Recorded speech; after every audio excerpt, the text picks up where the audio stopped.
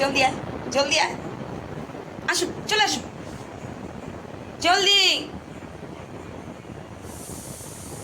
আসো, আসো, জলদি আসো, জলদি মা চলে যাচ্ছে, জলদি আয়, আয় রে বাবা। না আমি চলে যাই রে, ও থাক।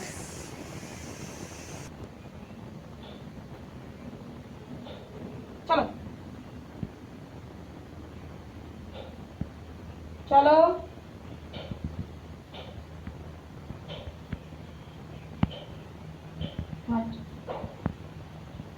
উত্তর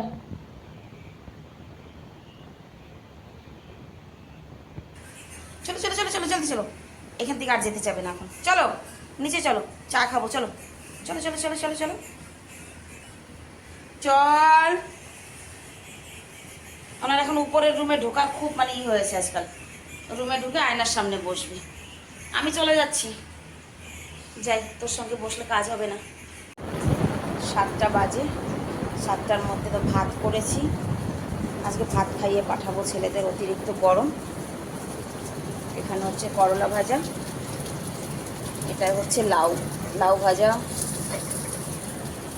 আর আলু ভাজা হয়ে গেছে, যে আলু ভাজা হয়েছে, ডাল হচ্ছে, আর মাছ দিয়ে আর কুশির আলু দিয়ে সবজি করবো আজকে। মেঘ তো এমন হয়েছে যেন এক্ষুনি বৃষ্টি নামবে, এক্ষুনি নেমে যাবে বৃষ্টি। ছেলেরা স্নান করছে, রেডি হচ্ছে, ওর বাপের টিফিনটা আগে প্যাক করে দিয়ে নিই, ছেলেরা খেয়ে যাবে। বাপরে পুরো অন্ধকার হয়ে গেছে বাইরে, একদম এমন মেঘ হয়েছে। আয়, ও চলে যাচ্ছে কেন? বৃষ্টির ফোঁটা পড়া শুরু হয়ে গেছে, এই হচ্ছে দিল্লিতে সমস্যা জানো, বৃষ্টিটা ঠিক স্কুল টাইমে হবে, সকালবেলা, তা না হলে স্কুল ছুটির টাইমে।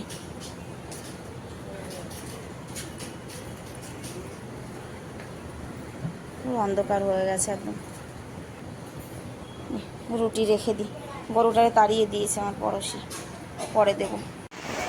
ভালোই জোরে বৃষ্টি নেমেছে, এই এই অবস্থাতে স্কুলে যাবে কি করে বলো, বাইকে যাবে সম্ভব?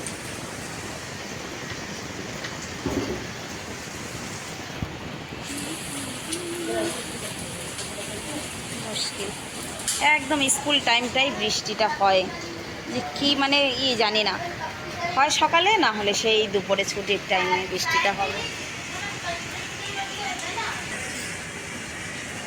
জলদি খাও, স্কুলে আজকে যেতে পারবি না।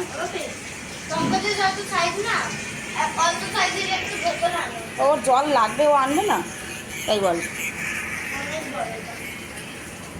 এ না, তোমার ম্যাগি হয়ে গেছে, ডাল নামিয়ে রেখে আবার ওকে ম্যাগি বানিয়ে দিতে হচ্ছে।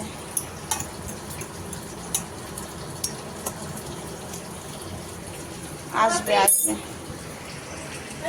বলা যায় না, কাজের দিদি কেন নাই আসে। কেমন লাগে বলো তো, সকালবেলা লাইটটা কেটে গেল, বৃষ্টিটা একটু থেমেছে, স্কুলের জন্য তো বেরিয়ে পড়েছে, কিন্তু এইদিকে অন্ধকার, কি করে রান্না করবো এখন, পুরো অন্ধকার। আর এইদিকে ভবানালারা এত মাথা খারাপ করে দেয় না, ঘুম থেকে উঠেই এত বকতি, আর ভালো লাগে না সত্যি। বৃষ্টিটা তো একটু থেমেছে, ওরা বেরিয়েও পড়লো, কিন্তু এইদিকে দেখো লাইটটা কেটে গেছে। কেমন মাথা গরম হয় না সকালবেলা এরকম লাইট কেটে গেলে, বলো তো। অন্ধকারে এখন কি করি বলো তো। হয়ে গেছে প্রায় রান্না, এই চুপ, অন্ধকারে কিছু চোখে দেখতে পাচ্ছি না।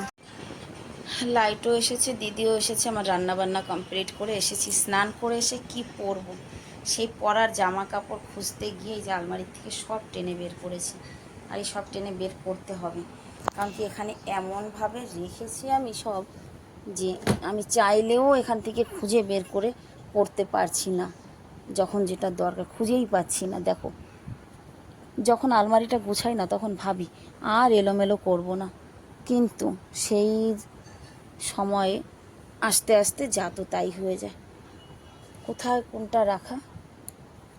স্নান করতে যাওয়ার আগেই ভাবনা যে কি পরবো। দেখো, এইভাবে জামা কাপড় থাকলে কি কিছু খুঁজে পাবো সত্যি বলো? জামা কাপড় পরতে আসলেই মনে হয় যে কিছুই তো নেই, কি পরবো সত্যি। মাথা গরম হয়ে যাচ্ছে, এখন এগুলো গুছাতে হবে বসে বসে। দিদি কাজ করুক, আমি জামা কাপড়গুলো গুছিয়ে ফেলি।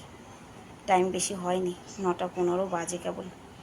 ঘাটাঘাটি করার পরে অবশেষে এটা পেলাম পরার জন্য, মানে গরমে রিল্যাক্স কাপড়া একটু। এটার কথা ভুলেই গেছিলাম, একদম ভিতরে ছিল, এটা পেলাম না, এটাই পরি তাহলে। এই জায়গাটার অবস্থা দেখে মনে হচ্ছে না বাড়িতে চোর এসেছিল, চোর এসে বোধহয় আলমারির থেকে সব টেনে টেনে ফেলে দিয়েছে। বেশি কথা না বলে এগুলো গুছাতে বসি, দিদির কাজ হয়ে গেছে প্রায়। জামা কাপড় গুছাতে বসেছি, কি জামা কাপড় গুছাবো? এই দেখো, ইনি এসে আমার কোলের মধ্যে উঠে বসেছে। মা তোমার হাতে খাবো, খাও খাও, নিচে নেমে খা। আলমারিটা গুছাতে বসেছি, কি করে গুছাবো? এই যে একবার কোলে উঠছে, একবার আলমারিতে ঢুকছে, একবার মাথায় উঠছে। দেখো, একে নিয়ে আমি কি করে কাজ করব বলো তো? হ্যাঁ, কি করে কাজ করব তোকে নিয়ে আমি? যা বাইরে যা, যা। গুছাতে বসেছিলাম, আলমারিটা হয়ে যেত এতক্ষণ, জানো তো। কোলের মধ্যে উঠছে, আলমারির মধ্যে ঢুকছে, ও পাগল হয়ে গেছে, ও মাম্মির জন্য পাগল হয়ে গেছে।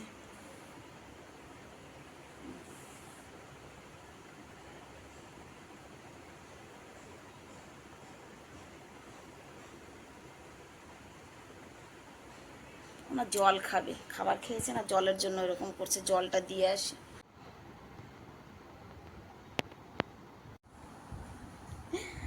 দেখো জল খেয়ে কিভাবে বসেছে এখানে, দেখো পুরো গা ফুলিয়ে নিয়ে জলটা খেয়েছে, খেয়ে যে বসেছে। কি সুন্দর করে যে ও বসে, দেখো। প্যাঙ্কা রানী, তোর কারণে আমার কাজ পিছিয়ে যায়, জানিস তো, জানিস তো। ওকে ফুলিয়ে রেখেছিস কেন গাটাকে? যাক গিয়ে তুই যা খুশি কর, আমি কাজ করি। হয়ে গেল আমার আলমারি গুছানো, আর আমার পিঙ্কু রানিও খেয়ে দে ওই যে বাইরে গিয়ে শুয়েছে এখন। ওই দেখো 11টা বেজে গেছে, যাব আমি একটুখানি মেশিনে বসবো। আজকে ওয়েদারটা ভালো আছে, একটুখানি মেশিনে বসবো। এই যে দুটো জামা কাপড় বের করেছি, একটুখানি আল্টার কাজ আছে, এগুলো নিয়ে প্রত্যেক দিনই ভাবি, কিন্তু গরমের কারণে আর হয় না। আজকেও যেহেতু ওয়েদার ভালো আছে, যাই একটুখানি মেশিনে বসে কাজ করে নিই।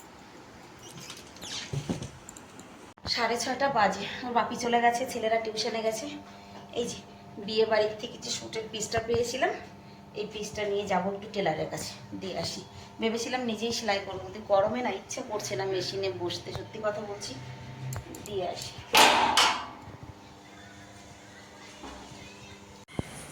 টাকলুকেও নিয়ে এসেছি সঙ্গে করে, টাকলু আর শিবানীর মা।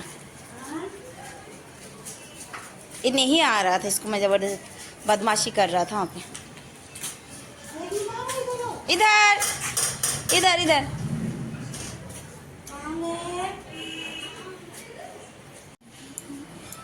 পুরো এক ই বেসমেন্ট হয়ে গেছে বাড়ি বাবা।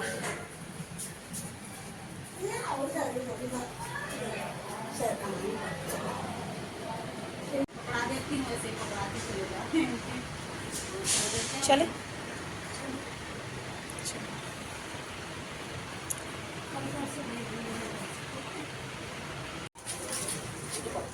बाय किया आंटी को, आंटी चली गई। একটা হাত ঝুলাবে, একটা হাত ঝুলাবে না, আর ও জানে বাড়ি কোথায়। হ্যাঁ इधर नहीं सुना, हमारा घर इधर है ना, इधर है ना, चलो रुको रुको। রাস্তা ঘুরে ঘুরে বাড়ি যাচ্ছি, সাইড হয়ে যাও, সাইড হয়ে যাও।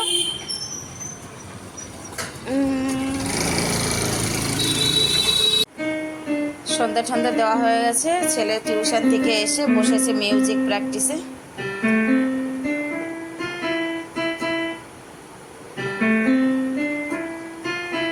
পিয়ানোটা রাখার ঠিক জায়গায় হচ্ছে না, জানো তো। ও সে বিছানার উপরে বসেই ওর পড়তে হয়। गाल से हाथ हटाओ बेटा।